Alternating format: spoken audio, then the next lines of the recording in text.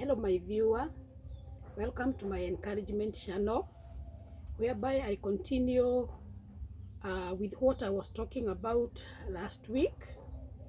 I was sharing about the experience that I have gone through, or I went through, or the journey that I went through with my late son during his sickness. My late son was called Peter Kevin Irongo, who was my second-born son and the only son in my family. He was a beloved son, an adorable son that I will always miss. However, I thank God for the 22 years that he gave me Peter Kevin, and he was such a blessing in the family. We always say that we are left with the beautiful memories of our beloved ones when they part. And last week I was talking about at a time that he was hospitalized and what I went through as a mother and what transpired until we lost Peter Kevin. It was a time, I may not repeat everything that I said the previous video, but it was a time that he was being prepared for a biopsy so that the doctors could know what was the problem with his liver. His liver condition was deteriorating day by day, and from the physical you could not know, apart from his eyes that were very yellow indeed, and also his belly, it was protruding hour after hour or day after day, and he was very uncomfortable. But he didn't have any other pain apart from that. And also his feeding problem, his feeding had a problem. Those were the only physical things that were of concern. Otherwise, nothing much physically that could tell or could talk about what he was going through. And as we were waiting for the biopsy, things complicated, and we went now to another facility whereby he was, the biopsy was to be done. And when we were referred to Nairobi, where we were to do the biopsy, the doctor, who was a specialist, went through his file again, looked at him, and he said that the biopsy cannot be done when he was swollen and when he had nose bleeded. All what was said while we were still in Nyeri was repeated again.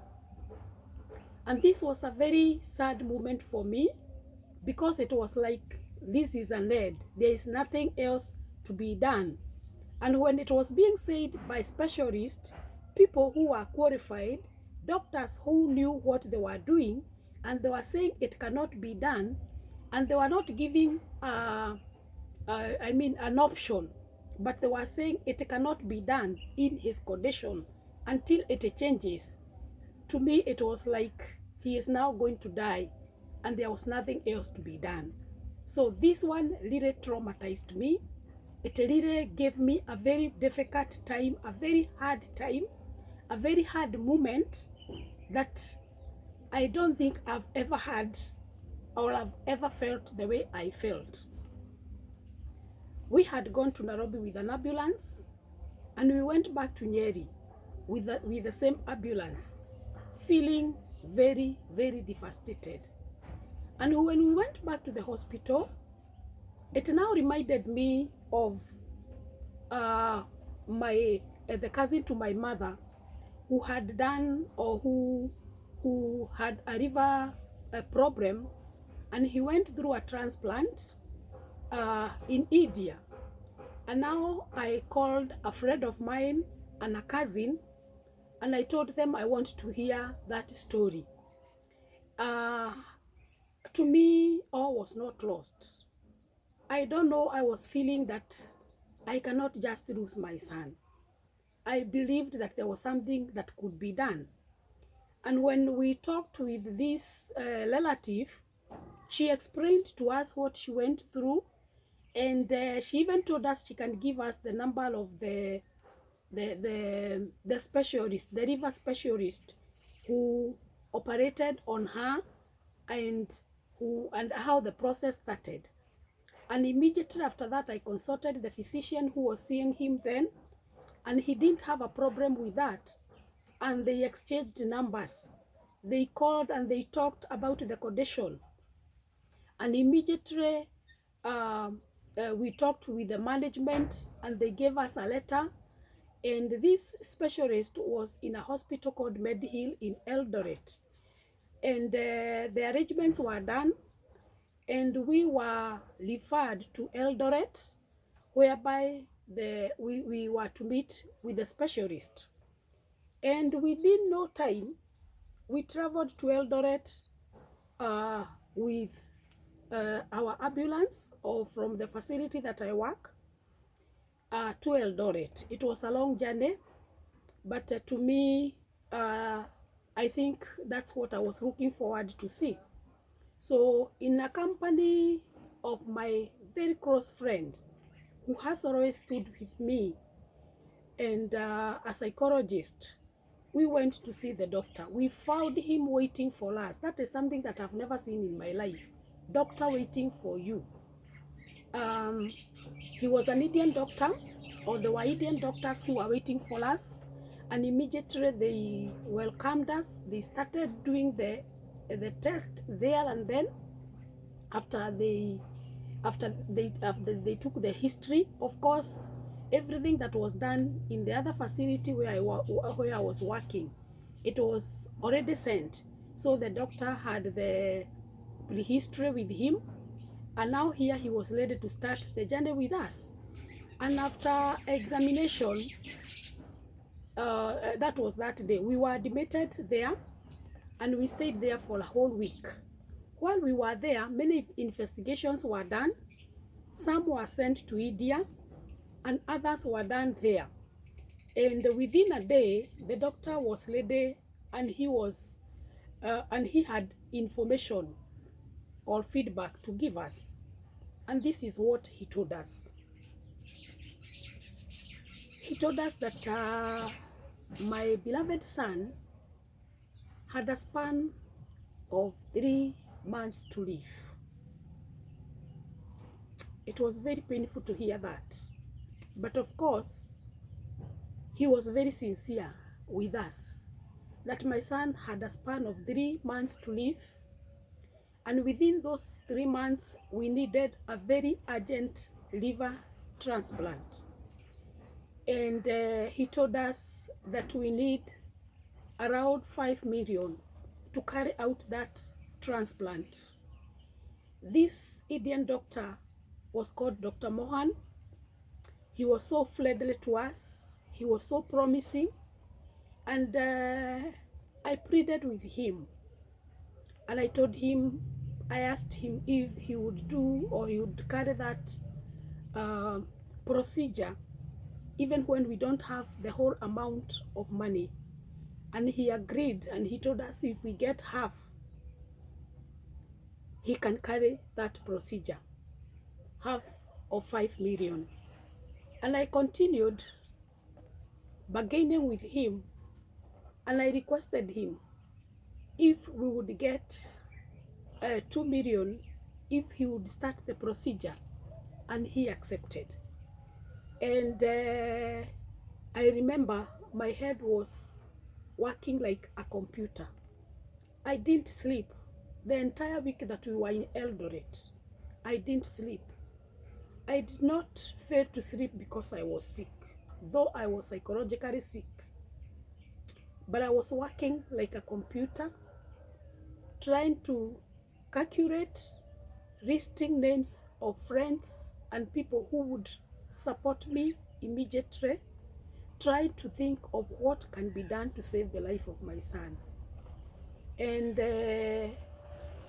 that time I was sharing the room with my son, where the Indian doctors were coming to see him every now and then. There is no one time I missed a doctor, or 1 hour that I missed a doctor coming to check on him. a nutritionist coming to check on him. And what surprised me is that every part of his body, every organ, there was a specialist doctor to check on him. They did everything possible to make sure that he was okay, apart from that liver problem that was diagnosed. I may not talk about every detail about what happened within that week that we were in Eldoret, but we were discharged after 1 week, and we were referred back to the same facility that he was in Nyeri, as we were to look for money and go back when we had the money. We were also given a clinic to go back after 2 weeks, after which the results that were sent to India were out. Still, when we were still in Eldoret, we went through examinations, me and my husband, because we wanted to look for compatibility of who can be the best person to give part of their liver to our son. And the same results were sent to India. So within those 2 weeks, we were to go back to Eldoret. That's when we were to get the feedback of our results, of his results. And the journey continued. We traveled back to Eldoret, we traveled back to Nyeri, and I thank God that we arrived in Nyeri safely. I thank God we were able to get a flight back, and we arrived safely. The first day, of course, we were very tired. The second day, it was business as usual. It was marathon for me to follow up or to start organizing. Though I had friends who were working on the ground, and they had already started a committee to start looking for money. And and we continued with this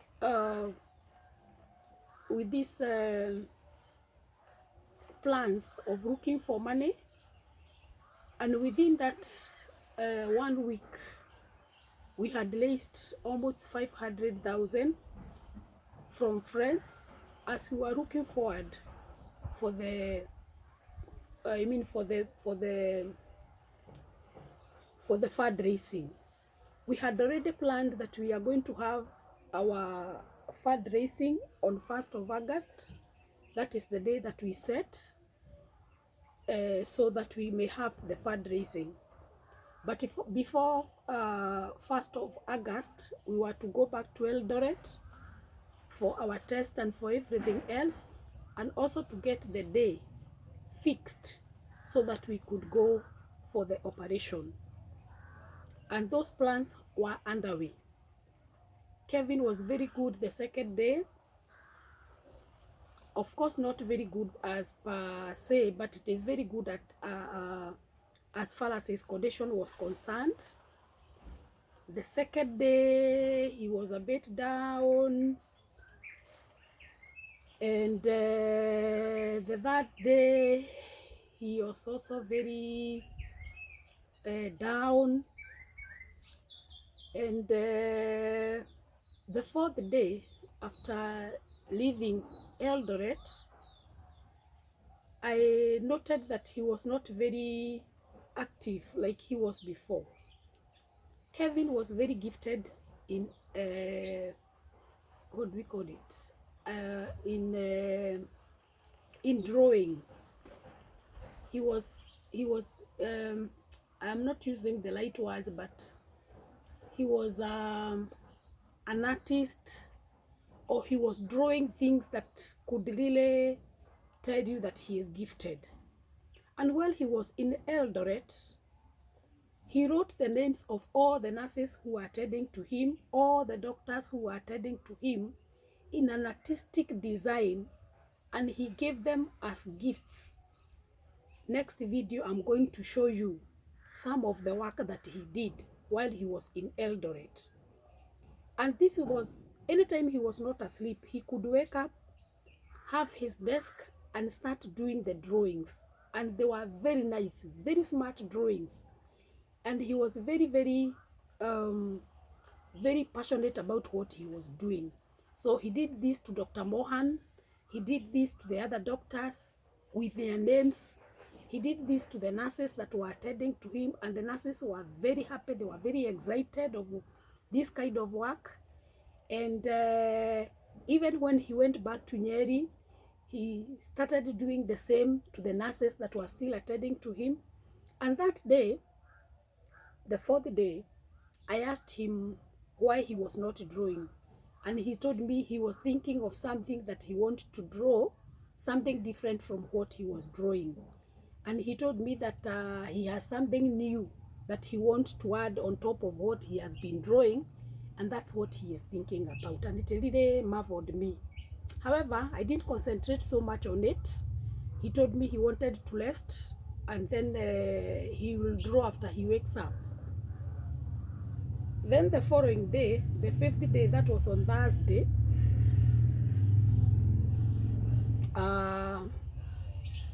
the morning started just like in the morning, and I used to visit his room very many times, and I found him seated doing nothing, and I would rarely find him seated doing nothing.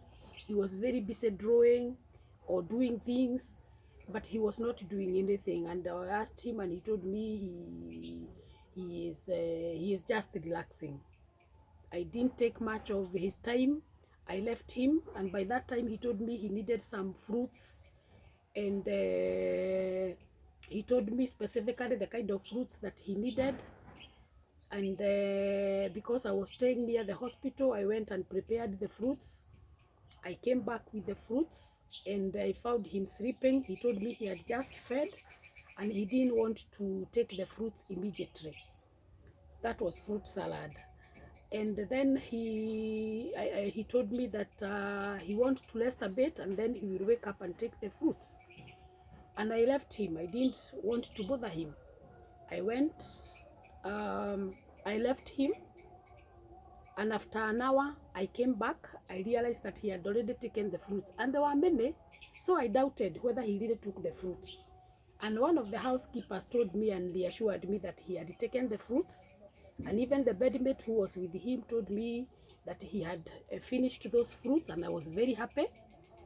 And then I started looking at his nails. They were unkept, and I told him I'm going to cut his nails. And he made fun. He told me, "Wewe mami unanifanya mtoto." And I told him, "You are still my baby, and so I have to cut your nails." So I took a nail cutter, and I started cutting his nails. And yes, and I did cut his nails until I finished, and then I left him. In the evening, I left him at around 5, and I told him I'll check on him at around 8. And I went. That time I had taken long without going to the church for prayers because of what was happening, and therefore I went for prayers. And at around 7, I realized that I had a missed call from one of the doctors, his doctor's physician, and I went out to call him back. And when I called him back, he asked me where I am and whether I'm near, and I told him I'm around.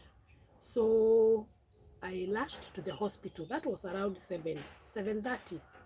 When I rushed to the hospital, I looked for the doctor, and where he was telling me he was had nothing to do with my son, because my son was in the 60th floor and the doctor was in the 1st floor, and I could not connect the two. So I thought it was something different. I went and I found him in the first floor at the ICU. He told me to see him inside the ICU. And because of the condition I left my son in, I was not thinking of any possibility that my son could be in the ICU.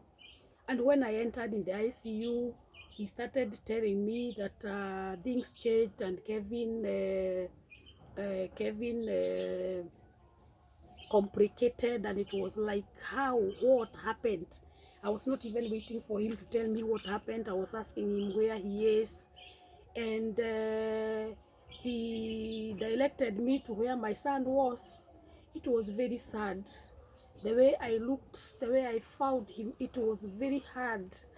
And he was there fighting for his life. Blood transfusion.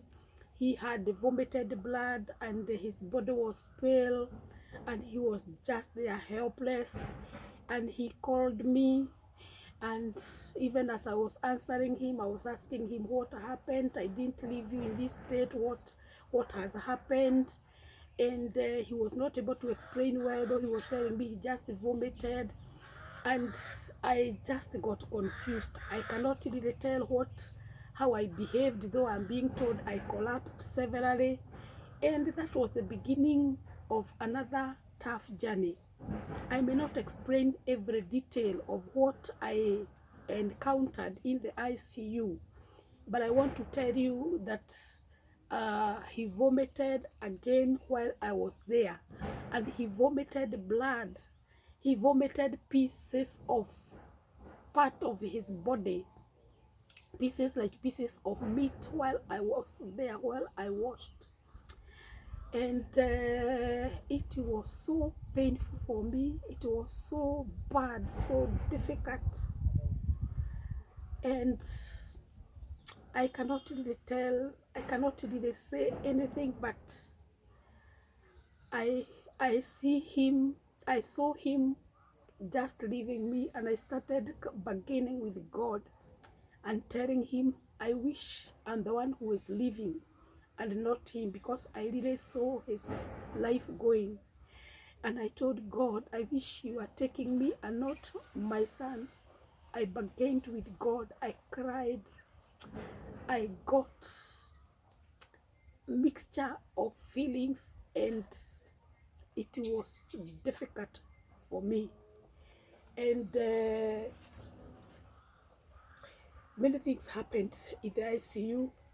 And I remember my psychologist was there with me, my bishop was there with me, the doctor was there with me, the matron was there with me, and they were calling people. They were asking for blood donation from all the hospitals. He needed blood immediately. He needed blood transfusion, and many things were happening. And I don't know at what point, but I remember even after he vomited that God gave him strength to speak. And when I was calling him without expecting an answer, he told the nurses and those who were surrounding him, who were trying to wipe the blood out of him, and they told him, leave me alone. They were telling him, he was telling them, leave me alone. Take care of my mom. Leave me alone. Take care of my mom. Those were the last words that I heard from my son. Those were the last words from my son. Leave me alone and take care of my mom. Leave me alone and take care of my sons. Leave me alone and take care of my mom. Those were the last words that my son spoke. I don't know at what time, but by 11, my son was no more. And that's how I lost my beloved son, Peter Kevin Irongo.